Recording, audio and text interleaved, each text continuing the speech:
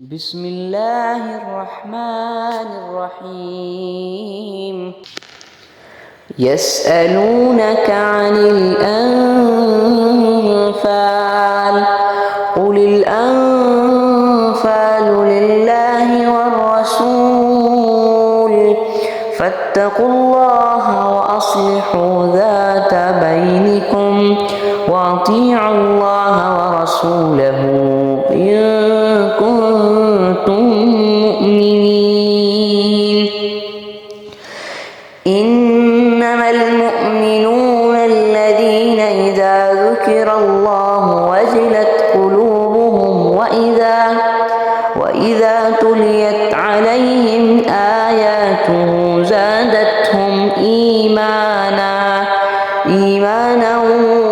وعلى ربهم يتوكلون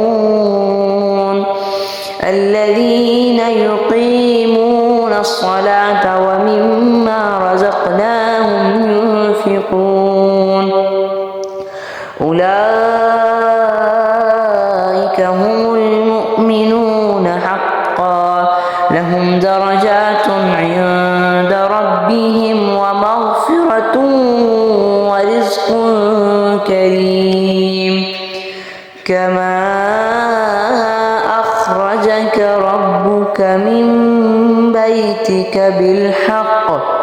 وإن فريقا من المؤمنين لكارهون يجادلونك في الحق بعدما تبين كأنما يساقون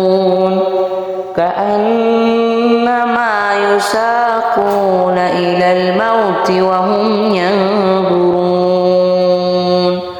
وإذ يعدكم الله إحدى الطائفتين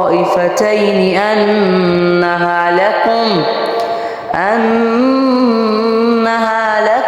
وتودون أن غير ذات الشوكة